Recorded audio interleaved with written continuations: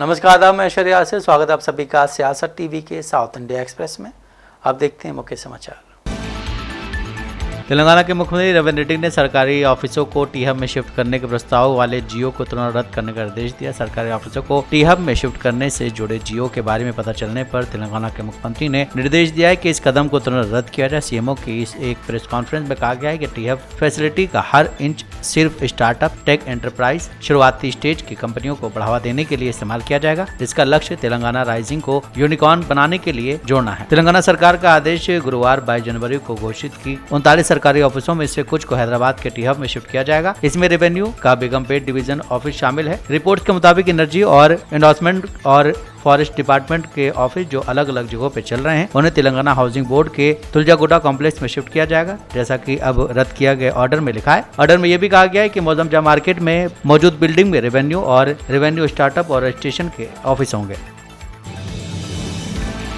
वहीं ओडिशा के देकनाथ जिले में एक पादरी के साथ मारपीट के मामले में एआईएमआईएम चीफ असदुद्दीन ओवैसी का बयान सामने आया है। उन्होंने ओडिशा की बीजेपी शासित सरकार पर निशाना साधा है। साथ ही ओडिशा के राज्य शासन की तुलना जंगलराज से कर दी। इसके अलावा उन्होंने यूपी में होने वाली घटनाओं का भी जिक्र किया। ओवैसी ने एक्स पर एक पोस्ट शेयर करते हुए कहा कि ओडिशा में एक पादरी पर भीड़ द्वारा हमला किया गया, उस पर कई हमले हुए। कई घटनाओं में से ये भी एक है। जब से ओडिशा में भाजपा की सरकार बनी है, राज्य के आदिवासियों, मुसलमानों और ईसाइयों को लगातार निशाना बनाया जा रहा है। इसमें कई बंगाली मुस्लिम रेहड़ी पटरी वालों की भी पिटाई की गई है। उन्होंने धमकाया गया है। जंगलराज का उद्घाटन हो चुका है। उन्होंने कहा है कि अगर आप जानना चाहते हैं कि आगे क्या होगा तो भाजपा शासित राज्यों जिसमें उत्तर प्रदेश भी शामिल है की खबरें देखिए। मुरादाबाद में एक हिंदू मुस्लिम जोड़े की हत्या कर दी जाती है। सरकार अखलाक के हत्यारों के खिलाफ मामला वापस लेना चाहती है और संबल हिंसा से जुड़े पुलिस अधिकारियों के खिलाफ एफआईआर दर्ज करने का आदेश देने वाले एक जज का तबादला कर दिया जाता है। बीआरएस के कार्यकारी अध्यक्ष के.टी. रामाराव ने कहा है कि एसआईटी के जांच अधिकारियों के पास पिछले 2 सालों में मीडिया लीक के बारे में उनके सवालों का कोई जवाब नहीं था। फोन टैपिंग के आरोपों को लेकर 8 घंटे की पूछताछ के बाद तेलंगाना भवन में बोलते हुए केटीआर ने पूरी कार्रवाई को एक सोची समझी ध्यान भटकाने वाली चाल बताया है। उन्होंने कहा कि कांग्रेस के नेतृत्व वाली सरकार अभी जांच एजेंसियों का इस्तेमाल जनता का मनोरंजन करने के लिए कर रही है, जिससे लोगों का ध्यान प्रशासनिक नाकामियों और चुनाव के अधूरे वादों से हटाने के लिए किया जा रहा है। मीडिया से बातचीत के दौरान केटीआर ने जांच एजेंसियों को मौजूदा सरकार के तहत जासूसी की सच्चाई का सामना करने की चुनौती दी है। उन्होंने दावा किया है कि फोन टैपिंग का कल्चर न सिर्फ बना हुआ है बल्कि ये सरकार के अपने लोगों तक फैल गया है। उन्होंने एक मौजूदा मंत्री की रिपोर्ट का हवाला दिया जिसमें उन्होंने पत्रकारों को बताया था कि लगातार जासूसी की वजह से वो खुलकर बात नहीं कर सकते हैं। रामाराव ने सवाल उठाया कि सरकार इन मौजूदा आरोपों पर चुप क्यों है, जबकि साथ ही एसआईटी का इस्तेमाल करके विपक्ष की इमेज खराब करने के लिए मनगढ़ंत कहानियां फैलाई जा रही हैं।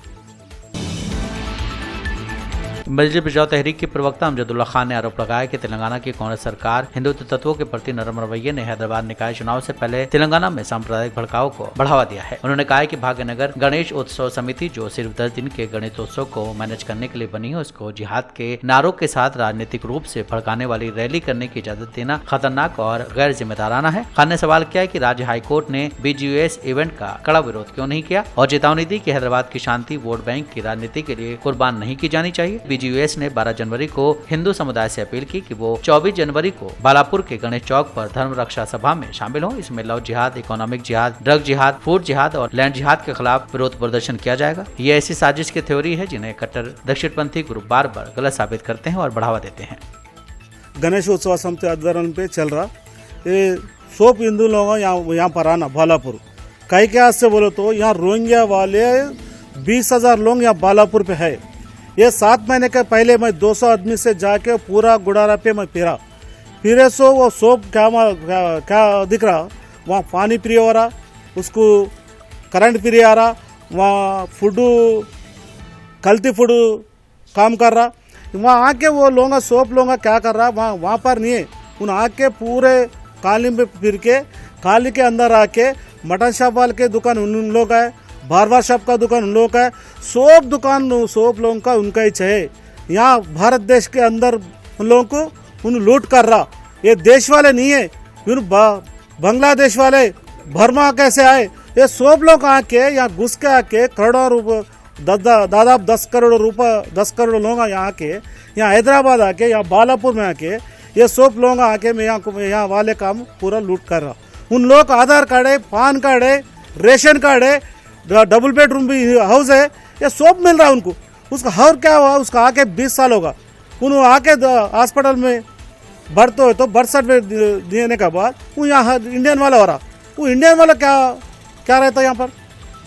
इससे पहले देखना, ये इंडिया वाले पैदा होके डॉक्टर के नाम पे यहाँ देश को खराब करने की सोचे, देखे ना इन लोग आके, ये फिर बाहर देश वाले उसको अरेस्ट करके उसको बाहर भिजाना बोल के यहाँ धर्मरक्षण सभा चालू हो रहा, यहाँ धर्मरक्षण सब सब हिंदू लोगों आ रहा, यहाँ सक्सेस हो रहा। नलगोंडा जिले के मुरगोडे में शराब की दुकानों के खुलने के समय को लेकर हुई बहस के बाद शुक्रवार को कांग्रेस एमएलए कोमाटी रेड्डी, राजगोपाल रेड्डी के समर्थकों और एक्साइज अधिकारियों के बीच आमना सामना हो गया। एक्साइज डिपार्टमेंट ने दखल दिया ताकि ये पक्का हो सके कि शराब की दुकानें राज्य के कानून के हिसाब से चलें। ये घटना नारायणपुर इलाके में हुई, जहाँ तेलंगाना के नियमों के मुताबिक शराब की दुकानें 10:15 बजे के बाद खुलती है। रिपोर्ट्स के मुताबिक एक्साइज डिपार्टमेंट का यह कदम लोकल नेताओं द्वारा मुरगोडे में शराब की दुकानों के लिए अलग अलग समय तय करने की कोशिशों के बाद आया है। इससे पहले मुरगोडे के एमएलए राजगोपाल रेड्डी ने शराब की दुकानों को दोपहर 1 बजे के बाद ही खुलने का निर्देश दिया था और चेतावनी दी थी कि नियम तोड़े जाने को बर्दाश्त नहीं किया जाएगा। नारायणपुर में कांग्रेस एमएलए के समर्थकों ने दुकानदारों को दुकानें बंद करने और दोपहर 1 बजे के बाद फिर से खोलने के लिए मजबूर किया। सोशल मीडिया पर शेयर किए गए वीडियो में पुलिस अधिकारी शराब की दुकान मालिकों को अपने कारोबार खोलने में मदद करते हुए दिख रहे हैं। राजगोपाल रेड्डी ने मांग की थी कि उनके इलाके में बेल्ट की दुकानों में शराब नहीं बिकनी चाहिए। कांग्रेस सांसद शशि थरूर की कांग्रेस पार्टी से लगातार अनबन चल रही है। शशि थरूर ने कई मौकों पर मोदी सरकार की तारीफ की, जिसके बाद कांग्रेस पार्टी उनसे खफा हो गई। कई बार कांग्रेस की बैठकों में भी थरूर को नजरअंदाज किया गया, जिस पर थरूर ने चुप्पी तोड़ी। उन्होंने कहा कि मैंने पार्लियामेंट में कांग्रेस के किसी भी स्टैंड का किसी भी स्टेज पर विरोध नहीं किया, न ही कांग्रेस लाइन का उल्लंघन किया है। थरूर ने ऑपरेशन सिंदूर वाले बयान को लेकर कहा है कि उन्होंने पार्लियामेंट में पार्टी की बताई गई बातों का कभी उल्लंघन नहीं किया है। सिद्धांत रूप से उनकी एकमात्र सार्वजनिक असहमति ऑपरेशन सिंदूर को लेकर थी। थरूर ने कहा कि उन्होंने इस मुद्दे पर एक मजबूत रुख अपनाया था और बिना माफी के बने रहे। उनका ये बयान हाल ही में उन रिपोर्टों के बीच आया है जिनमें थरूर के पार्टी लीडरशिप के साथ मतभेद बताए गए हैं। साथ ही ये अंदाजा भी लगाया जा रहा है कि वो कांग्रेस लीडर राहुल गांधी द्वारा कोची में हाल ही में हुए एक इवेंट में उनकी मौजूदगी को ठीक से स्वीकार न करने और राज्य के नेताओं द्वारा उन्हें साइडलाइन करने की कोशिश बार बार करते नजर आ रहे हैं। उस पे भी शशि थरूर जी, क्योंकि वो एक ऑथर भी हैं, लिटरेरी फिगर भी हैं, वेल रिस्पेक्टेड ग्लोबली भी हैं, तो उनका कुछ पहले से प्री डिटर्मिन्ड इवेंट्स थे केरला में ही, जो उन्होंने बाकायदा बताया है कि वो उन्होंने पार्टी ऑफिस को ये बताया हुआ था कि उनके इवेंट्स रहेंगे अराउंड दोज डेट्स जिस दिन वो केरला के जो लीडर्स हैं, लीडरशिप मिल रही है दिल्ली में, उसके बारे में उन्होंने पहले से ही कहा हुआ है। तो मैं इसमें कोई अटकलें नहीं लगाना चाहूँगी। और आखिर में एक पक्ष के वो एमपी हैं, उस पक्ष में क्या निर्णय होता है, क्या डिसीजन होता है, क्या अंदर की खींचतान है, वो उस पार्टी को निर्णय लेना पड़ेगा। इसमें मैं कमेंट करूं या कोई और कमेंट करे, वो लाजमी नहीं है। एक्टर और राज्यसभा सांसद कमल हासन ने चेन्नई में मक्कल नदीम मय्यम यानी एमएनएम के सीनियर पदाधिकारियों की एक अहम मीटिंग की अध्यक्षता की। इससे ये संकेत मिलता है कि पार्टी 2026 के तमिलनाडु विधानसभा चुनाव से पहले अपनी राजनीतिक रणनीति को और मजबूत करना चाहती है। ये मीटिंग इसलिए भी महत्वपूर्ण है क्योंकि चुनाव आयोग ने एमएनएम को सभी 234 विधानसभा सीटों पर चुनाव लड़ने के लिए टॉर्च लाइट चुनाव चिन्ह दिया है। यहाँ ये भी समझा जा रहा है कि पार्टी नेताओं ने बंद कमरे में हुई बातचीत के दौरान संगठनात्मक तैयारियों, सीट बंटवारे और चुनाव प्रचार की रणनीति पर चर्चा की। एमएनएम अभी डीएमके के नेतृत्व वाले गठबंधन का हिस्सा है और कमल हासन ने 2024 के लोकसभा चुनाव के दौरान गठबंधन के लिए जोरदार प्रचार किया था। राज्यसभा में उनके आने से गठबंधन में एमएनएम की स्थिति और मजबूत हुई है, जिससे पार्टी को राष्ट्रीय स्तर पर आवाज मिली है। पार्टी सूत्रों के मुताबिक एमएनएम आने वाले चुनाव के लिए डीएमके के नेतृत्व वाले गठबंधन के हिस्से के तौर पर 2 अंकों में विधानसभा सीटें मांग सकती है। नेतृत्व ये भी चाहता है कि पार्टी सिर्फ टॉर्च लाइट सिंबल पर ही चुनाव लड़े, जिसे वो वोटरों के बीच एक अहम पहचान मानता है। सूत्रों ने बताया कि बातचीत में जीतने वाली सीटों की पहचान करने, बूथ स्तर के ढांचे को मजबूत करने और गठबंधन के ढांचे के भीतर एमएनएम को एक सुधार उन्मुख शक्ति के रूप में पेश करने पर भी ध्यान दिया गया।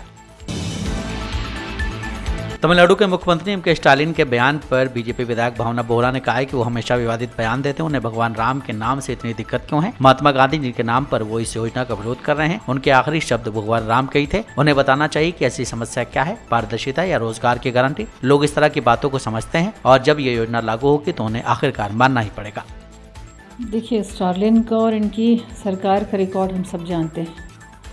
लगातार केंद्र की हर योजनाओं का विरोध करना इनकी आदत बन चुकी है और जिस डबल इंजन की सरकार की बात कर रहे हैं, शायद उसके विकास की गति उन्होंने अभी तक देखी नहीं। आप उत्तर प्रदेश देख लें, आज आप बिहार देख लें, विभिन्न ऐसे राज्य हैं जहां पे एनडीए की या भाजपा शासित सरकार है। निश्चित ही विकास डबल है, क्योंकि जो केंद्र सरकार की योजनाएं हैं उसका क्रियान्वयन करने के लिए राज्य सरकार बहुत बड़ी मदद करती है इसमें। और जहाँ तक रही स्टालिन की बात है, वो मुझे नहीं लगता कि केंद्र सरकार की योजनाओं का लाभ वो अपनी जनता को देना चाहता है। इसीलिए लगातार जो डबल इंजन के सरकार की जो विकास की गति है वो ये देख नहीं पा रहे, ये समझ नहीं पा रहे हैं कि जनता आज विकास की ओर अग्रसर है। तमिलनाडु की जनता सिर्फ अब व्यंग्यात्मक तरीके से नहीं बल्कि एक विज़न के साथ आगे बढ़ना चाहिए, जो निश्चित ही आने वाले समय में डबल इंजन की सरकार के साथ उनको मिलने वाला है। देखिए, स्टालिन ने हमेशा सनातन संस्कृति और धर्म के प्रति हमेशा व्यंग्यात्मक या कटाक्ष बातें ही हमेशा की हैं। अब उनका जब आप रिकॉर्ड देखेंगे, उनकी पुरानी हिस्ट्री भी इसी तरीके से रही है और मुझे समझ में नहीं आता है कि राम जी का नाम इनको इतना चुभता क्यों है। और शायद ये भूल गए हैं कि हमारे महात्मा गांधी जी भी अपने अंतिम क्षणों में, जब वो अंतिम सांस गिन रहे थे, तभी भी उनके मुंह से प्रभु श्री राम का नाम निकला था और आज उन्हीं महात्मा गांधी का आड़ लेकर के ये नाम, राम के नाम का विरोध कर रहे हैं। विरोध अगर किसी बात का है उसको बताएं, जैसे राजीराम जी के नाम पे इनको विरोध है तो ये बताएं कि वास्तविकता क्या है, उसमें जो पारदर्शिता है, क्या उस चीज़ से उनको परेशानी है, क्या 100 दिन से रोजगार बढ़ा करके 125 दिन का जो रोजगार दिया जा रहा है, क्या उस 25 दिन से इनको परेशानी है, क्या जो पारदर्शिता आ गई उससे परेशानी। सिर्फ नाम है विरोध करना और उस चीज़ों का मुद्दा बनाना इनकी शुरू से इनकी आदत रही है, लेकिन जनता इन चीज़ों को पहचानती है। तमिल की जनता संस्कृति, सनातन धर्म के प्रति अपनी आस्था को पहचानती है और स्टालिन के इनके कहने से कुछ नहीं होने वाला है। जो राज्य सरकार, सभी राज्य सरकार जिसको लागू करेंगे, केंद्र की योजनाओं को लाभ मिलेगा तो निश्चित स्टालिन को भी करना ही पड़ेगा। साउथ इंडिया एक्सप्रेस यहीं समाप्त होता है। मुझे दें इजाज़त। बाकी खबरों के लिए आप बने रहें सियासत टीवी के साथ।